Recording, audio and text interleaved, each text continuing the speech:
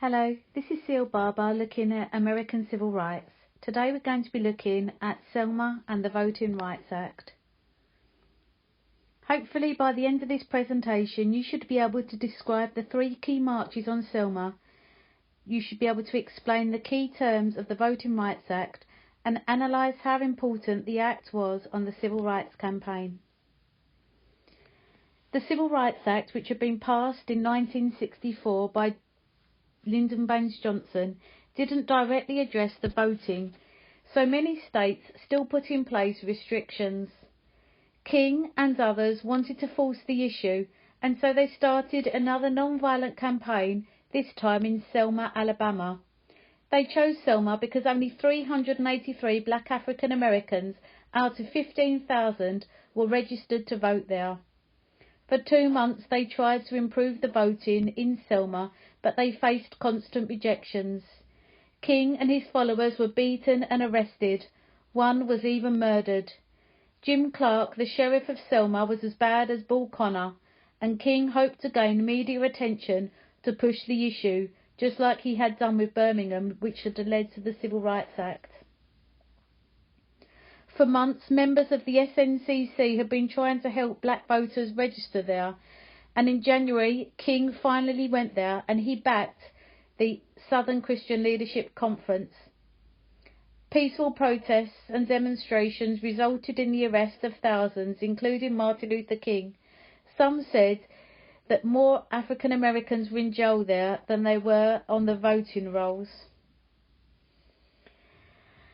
In the nearby town of Marion on February the 18th, state troopers clubbed protesters and fatally shot 26-year-old Jimmy Lee Jackson, an African-American demonstrator who was trying to protect his mother, who was being struck by police. In response, civil rights leaders planned to take their cause to Alabama State Governor George Wallace on a 54-mile march from Selma to the state capital of Montgomery. They were to present him with a petition for African American voting rights. King, who had met Johnson 2 days earlier to discuss voting rights legislation, remains behind with his congregation in Atlanta, but he planned to join the march en route the following day. Hosea Williams would represent the SCLC and head the march with Lewis. On the 7th of March, 25-year-old John Lewis and Hosea led over 600 marchers across the Edmund Pettus Bridge. They marched undisturbed through downtown Selma, then began to march across the steel-arched bridge spanning the Alabama River. This was the fateful Edmund Pettus Bridge. Lewis and Williams reached the crest of the bridge and they saw trouble the other side. There was a wall of state troopers in white helmets clutching billy clubs. Behind them were the sheriffs, some on horseback waving Confederate flags. The marchers carried on in a thin column, stopping about 50 feet away from the authorities. The mayor said it was unlawful and they should disperse.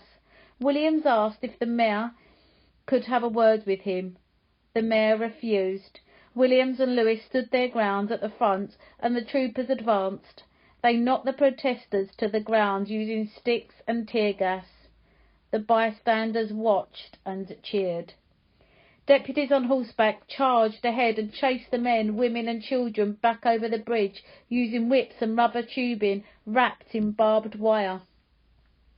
The protesters didn't fight back. Lewis was beaten to the ground and hit again as he tried to get up. Television cameras captured the assault, turning it into a national event just as the Birmingham campaign had been. This became known as Bloody Sunday and forced President Johnson to act. This shocked the nation and galvanized the fight against racial injustice. As they were watching a film on Nazi treatment, it was stopped with news of Selma. The connection wasn't lost on the Americans or on those in Selma. Outrage swept through the country. Sympathizers staged sit-ins, traffic blockades, and went to Selma to help. On the 9th of March, a second attempt began, but King turned the marchers back. He had agreed with President Johnson that he would avoid another confrontation that would be violent with Clark. Johnson decided to introduce a bill to give all Americans the votes. On the 15th of March, Johnson gave a speech to Congress asking for a voting rights bill. Eventually, it was agreed that a march from Selma to Montgomery would go ahead if it was peaceful. They had the protection of federalized National Guard troops, and so for the third time on the 21st of March, more than 25,000 people, the biggest march ever seen in the South, marched across the bridge. This time it was led by Martin Luther King. They reached Montgomery 4 days later with 25,000 people. As a result of this, the Voting Rights Act of 1965 was passed. The march was so successful that it created an optimistic atmosphere in the summer. On August the 6th, 1965, President Johnson signed the Voting Rights Act into law. It ended literacy tests, which was important. It meant government agents could monitor registration of people trying to vote. They could also step in now and deal with any discrimination. They said that if 50% of blacks signed up, then there must be discrimination. This act can be considered a success. By the end of 1965, 250,000 black African Americans had registered to vote. 1/3 of these were helped by those monitoring voter registration who checked that the law was being followed. By 1968, a further 750,000 had registered to vote. The number of black representatives also increased rapidly. It looked like King's policy of non-violence had worked. He and the civil rights movement had gained widespread support and sympathy from white Americans, and 2 crucial pieces of legislation had been introduced which stopped discrimination and allowed black African Americans to vote. Here you can see a table of the registered voters in the southern states in the United States of America in 1989. Along the left-hand side is the states, followed by the percentage of whites registered to vote, and then the African Americans registered to vote.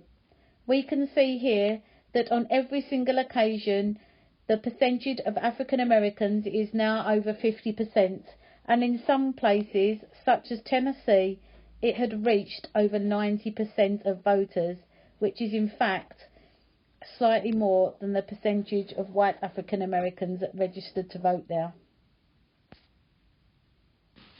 However, there were still other groups who disliked King's ideas of non-violence. Some were still thinking that progress was too slow, and they were impatient to change. They also thought King was too eager to make deals with white authorities.